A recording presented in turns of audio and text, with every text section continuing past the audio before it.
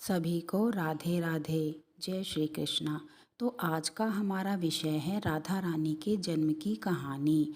हमारी लाडली, हमारी प्रिया श्री राधिका रानी जी का जन्म कैसे हुआ, धरती पर उनका आगमन कैसे हुआ, ये सब हम एक कहानी के माध्यम से देखेंगे।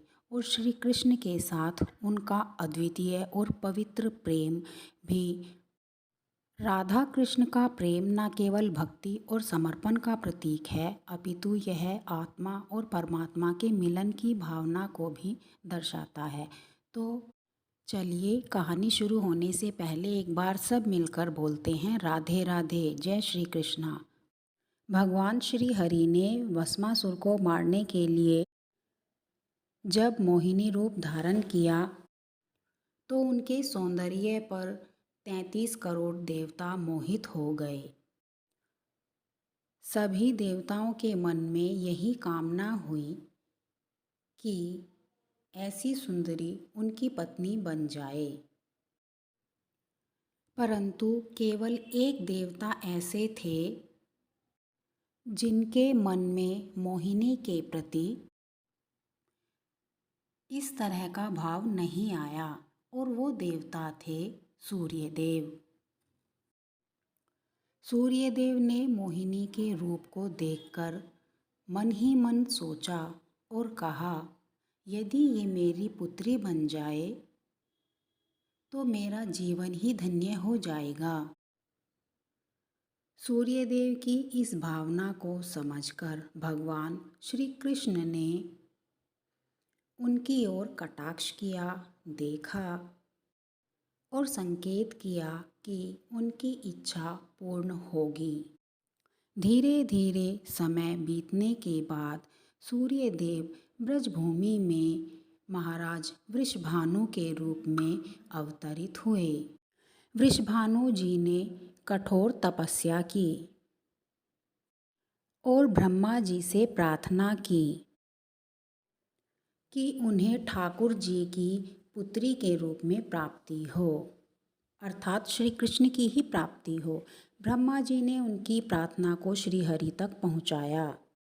तब ठाकुर जी ने इस पर विचार किया कि वे नंद, यशोदा और देवकी वसुदेव के यहाँ पुत्र के रूप में जन्म लेने वाले हैं। लेकिन श्री कृष्ण ने सोचा कि प्रेम की स्थापना के लिए एक विशेष अवतार लेना होगा। ठाकुर जी ने अपने ही रूप को दर्पण में देखा और उस दर्पण में उन्हें ऐसा सुंदर रूप दिखाई दिया जो स्वयं ठाकुर जी श्री कृष्ण को भी मोहित कर गया। यह रूप ठाकुर जी का ही स्त्री रूप था। उन्होंने इस रूप को स्थिर किया और लक्ष्मी जी के वस्त्रों, आभूषणों और अन्य श्रृंगार के सामग्री से उपयोग करके इस दिव्य स्वरूप को सजा लिया। जब यह अलौकिक, अद्भुत और दिव्य स्वरूप पूर्ण हुआ तो ऐसा प्रतीत हुआ मानो सूर्य और चंद्र का एक साथ मेल हो गया हो। यह दिव्य तेज इतना अद्भुत था कि स्वयं ठाकुर जी श्री कृष्ण भी नेत्र मूंदने पर विवश हो गए। और जब उन्होंने नेत्र खोले तो उनके सामने श्री राधिका रानी का दिव्य स्वरूप प्रकट हुआ। श्री राधा रानी के प्राकट्य का समय सुबह 4 बजे था, जो कि ब्रह्म मुहूर्त का समय माना जाता है। भगवान के अन्य अवतारों का प्राकट्य दोपहर 12 बजे या रात्रि 12 बजे होता है, परंतु हमारी श्री राधा रानी का जन्म ब्रह्म मुहूर्त में हुआ, जो कि बहुत शुभ होता है और एक नए दिन की शुरुआत का प्रतीक होता है। यह इस बात का संकेत था कि प्रेम का प्रकाश संपूर्ण विश्व में फैलने वाला है।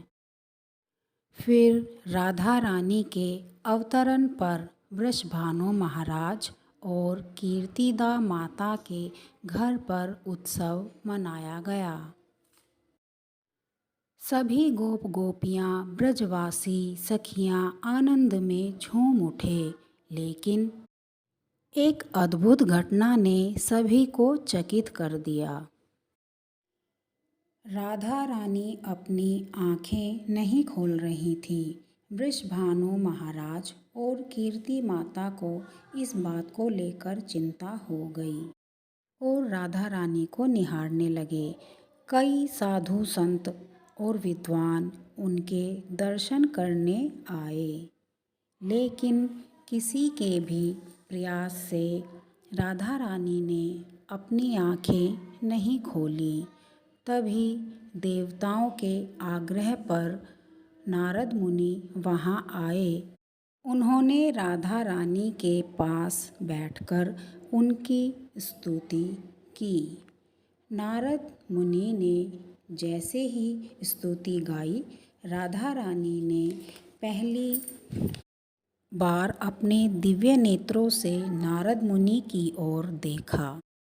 उस समय राधा रानी का स्वरूप ऐसा था मानो मृगनयनी सुंदर बालिका अपने पालने से झांक रही हो।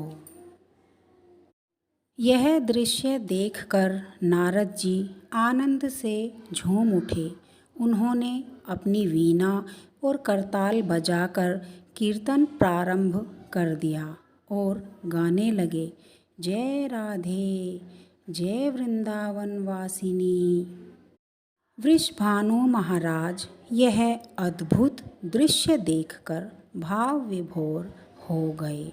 उन्होंने राधा रानी को प्रणाम किया और स्वयं को धन्य माना।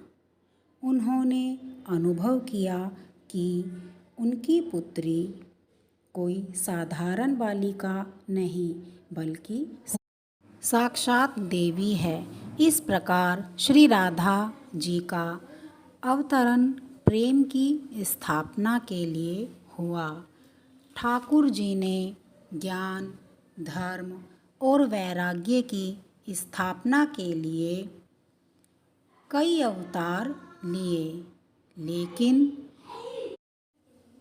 प्रेम की स्थापना के लिए श्री राधा जी का अवतरण हुआ और राधा कृष्ण का अमर प्रेम स्थापित हुआ। अगर आपको ये वीडियो अच्छी लगी तो लाइक करें और हमारे चैनल को सब्सक्राइब करें। राधे राधे, जय श्री कृष्णा।